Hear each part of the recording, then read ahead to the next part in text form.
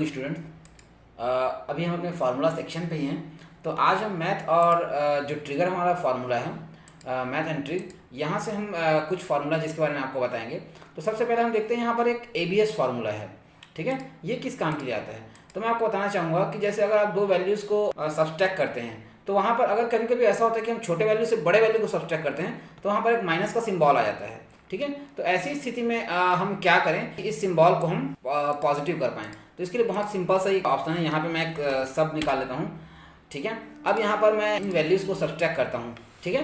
तो जैसे हमने यहाँ पे इज इक्वल टू किया ये और माइनस ये, तो यहाँ पर देख सकते हैं 0 है कुछ और ये, ठीक है। तो आप देख सकते हैं 23 माइनस 23 0, यहाँ पर 95 85 10, यहाँ पर 2 माइनस 68 माइनस यहाँ पे 66, इस तरीके से माइनस होते गए हैं, ठीक है।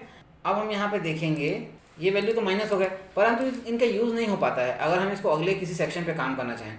तो ऐसी स्थिति में हम यहाँ पर इस अपने फेवरेट फार्मूला का यूज़ करेंगे जो कि ABS है, जो कि माइनस को एक बार में ही हटा देगा, ठीक है।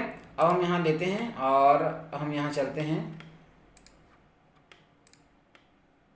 ABS, ठीक है। ABS को करने के लिए हम एक वैल्यू को लेते हैं और okay.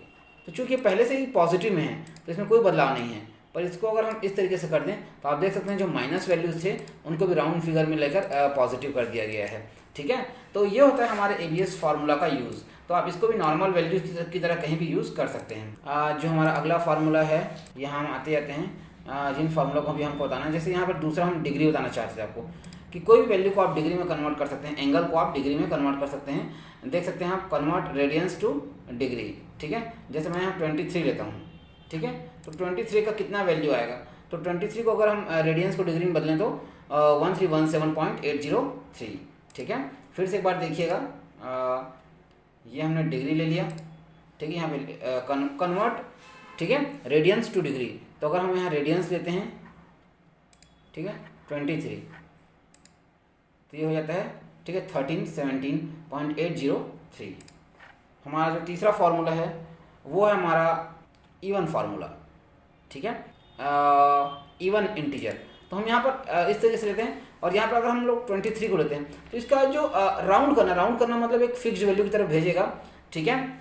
Round a positive number up and negative number down to nearest even number, ठीक है। चूँकि हमने यहाँ पर जो नंबर लिया वो 23 है जो कि एक ऑड नंबर है, तो ये हमको इवन नंबर की तरफ ले जाएगा। ये देख सकते हैं, ठीक है। पॉजिटिव नंबर को किसकी तरफ ले गया हमको? आप देख सकते हैं 24 की तरफ। अब हम यहीं पर एक नेगेटिव नंबर को लेके देखते हैं। ये आप देख सकते हैं, ये हमने लिया और हम ले लेते हैं 22 को, -22 को। ये ओके किया तो आप देख सकते हैं ये हम -22 चूँकि ऑलरेडी एक सम है तो हमको वहीं पर लेकर रख दिया गया है, ठीक है। अगर यहीं पर हमारे पास कोई ऐसा वैल्यू रहे जैसे यहाँ पर -23 है, ठीक है, तो ये क्या करता है अब हम देखेंगे। -23 तो हमने इवन की तरफ लिया और -23 को लिया, ओके किया, तो आप देख सकते हैं -24, क्योंकि ये पहले भी बता चुका है कि नेगेटिव वैल्यूज़ को एक तरफ लेके जाएगा, ठीक है। चलिए हम आगे तक चलते हैं। जो हमारा अगला फार्मूला है वो है फैक्टोरियल। तो फैक्टोरियल आपने देखा होगा 11th क्लास से हम इसको स्टडी करना शुरू करते हैं। अगर हमको किसी संख्या का फैक्टोरियल निकालना है, मान लीजिए हमको 5 का ही निकालना है, तो हम ये कर सकते हैं। देख सकते हैं 5 का फैक्टोरियल होता है 122। फिर से देखिए, अब मैं 5 की जगह 3 का निकाल के आपको दिखाता हूँ। फैक्टोरियल यहाँ पर हम 3 का निकालते हैं तो दोनों का ही मैच करा सकते हैं हम। 5 का अगर हम फैक्टोरियल निकालें तो 5 × 4 20 और 20 × 3 60 और 16 × 2 120 और 120 × 1 120 ही होगा। और यहाँ पर वैसे ही अगर हम इस वैल्यू का तो बहुत ईजिली हम निकाल सकते हैं। 3 का फैक्टोरियल 3 × 2 तो 6 होगा और 6 × 1 तो 6 ही होगा, ठीक है। तो ये फैक्टोरियल का आंसर बिल्कुल सही है। अब हम अपना अगला ऑप्शन देखते हैं। जो हमारा अगला ऑप्शन है वो है, हम अगला वैल्यू अपना देखेंगे integer. Round a number down to nearest integer, ठीक है, किसी वैल्यू को इंटीजर की तरफ ले जाने के लिए। जैसे हम यहाँ पर हमारे पास इंटीजर का कोई नंबर हम डालते हैं, मान लीजिए हम यहाँ डालते हैं 5 अगर हम 9 भी डालते हैं तो एक्चुअल में ले जाना चाहिए था अगर हम पॉजिटिव की तरफ जाते तो 6 की तरफ, पर इसने कहा down to the nearest integer. Down मतलब नीचे की तरफ, तो ये 5 ही लेगा, आप देख सकते हैं, ठीक है। अगर हम इसको 9 करते हैं और इसको अगर कन्वर्ट करना चाहते हैं तो यहाँ पर हम ये किए तब ये 6 ही लगा, क्योंकि डाउन की तरफ ले जाता है। अगला हमारा फार्मूला है, तो हम थोड़ा फास्ट कर रहे हैं क्योंकि हमको बहुत सारे फार्मूला पे अगले क्लास में फिर से बताना है और इसी क्लास में हमको 10 फार्मूला आपको बताना है, इसलिए थोड़ा हम फास्ट कर रहे हैं। एलसीएम निकालना, किसी दो वैल्यू का एलसीएम अगर हमको निकालना है, जैसे हमको 6 का निकालना है और 3 का निकालना है, और मान लीजिए यहाँ पे हम एक 2 का भी निकाल लेते हैं, ठीक है। तीनों का एक साथ एलसीएम निकालना है तो क्या होगा, तो आप देख सकते हैं इसका एलसीएम 6 होगा। अगले फार्मूला की तरफ चलते हैं, मोड की तरफ, ठीक है। किसी भी वैल्यू को डिवाइड देने के बाद मोड निकलता है, तो यहाँ पे अगर हमने लिख लिया 48 और यहाँ पर हमने लिख लिया 7, ठीक है, तो इसका मोड क्या आएगा, ठीक है। तो आप देख सकते हैं 6 आ रहा है। 40 अगर हम 7 से भाग देते हैं तो सिंपली अगर हम डिवाइड करते हैं 7 6 के 42, ठीक है, तो 7 6 के 42 होने के बाद कितना बच जाएगा, 6 बच जाएगा। तो ये है हमारा मोड। आगे हम देखते हैं किसी भी वैल्यू का ऑड निकालना। जैसे हम यहाँ पर एक वैल्यू ले लेते हैं और हम उसका ऑड निकालेंगे। जैसे हम यहाँ पर कोई भी एक वैल्यू ले लेते हैं, ये हमने ले लिया 54, तो ये देख सकते हैं उसका पॉजिटिव जो ऑड निकल रहा है अब क्यों निकल रहा है 55, ठीक है। अब हम एक नेगेटिव नंबर ले लेते हैं 22, अब इसका निकालते हैं तो आप देख सकते हैं 23, ठीक है। इस तरीके से हमको ऑड की तरफ कोई भी ऑड वैल्यू हमारे लिए उपलब्ध कराएगा। आगे हम चलते हैं।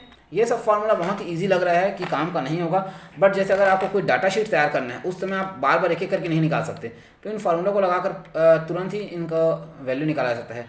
पावर, किसी भी चीज़ का पावर निकालना आप सभी जानते हैं। ये हम पावर निकालना दिखाते हैं आपको, बहुत ही सरल है पर फिर भी हम करके देखते हैं। पावर, अगर नंबर है 8 और इसका पावर 2 है तो कितना होगा, तो 8 × 8, ठीक है, 64 होगा। यहाँ पर शायद पहले से ही कोई वैल्यू था इसलिए 41 दिखा रहा है। हम फिर से करते हैं इसको, ये पावर को, ये हमने पावर लिया और हम ले लेते हैं पावर के लिए एक वैल्यू यहाँ पे 2, और 2 का कितनी बार पावर निकालेंगे हम, 2 टाइम्स, तो यहाँ पे आंसर क्या आएगा 4। तो ये होता है हमारा पावर, है ना। इन सब फार्मूला को अगर हम फिट करना चाहें तो कर सकते हैं, अगर हमारे दिमाग में रहे कि हमारे पास इन सब का रेडीमेड फार्मूला है। प्रोडक्ट तो बहुत ही ईजी आप सभी जानते हैं, 2 नंबरों का मल्टीप्लिकेशन, ये हम गए और यहाँ पर हमने 2 नंबर का मल्टीप्लिकेशन कर दिया, ये आप देख सकते हैं, और ये हमने ओके कर दिया। सिंपल आप प्रोडक्ट निकाल सकते हैं, ठीक है। आगे हम देखते हैं स्क्वायर निकालना, ठीक है, SQRT स्क्वायर, ठीक है। किसी वैल्यू का आप स्क्वायर निकाल सकते हैं। जैसे हम यहाँ पर ले लेते हैं 23 का स्क्वायर, 23 का क्या होगा, ये हमने ले लिया 23 का स्क्वायर, बिल्कुल सही आ रहा है यहाँ पे, ठीक है, ये 4.79, ठीक है। 23, क्योंकि अगर 4 का करें तो 4 चौक 16 होगा और 5 का 5 पंचे 25 होगा, तो 23 का किसी ने सोचा भी नहीं होगा कि 23 का 4.79 होगा। जैसे मैं यहाँ पे स्क्वायर रूट निकालता हूँ, आपको ऐसे समझ नहीं आएगा। अगर मैं SQRT करूँ 36 का, ठीक है, अब मैं निकालूँ तो 6 छक्का 36, वैसे ही 5.75 गुणित 4.79 गुणित 4.79 करेंगे तो उसका मान होगा 25, ठीक है। चलिए आगे हम देखते हैं। यहाँ पर आज के लिए हम इतना ही फार्मूला आपको बताएंगे, फार्मूला को प्रैक्टिस करिए। अभी मैथ फार्मूला में और बहुत से फार्मूला बचे हैं जो कि हम अपनी अगली क्लास में कंटिन्यू करेंगे। तब तक के लिए धन्यवाद।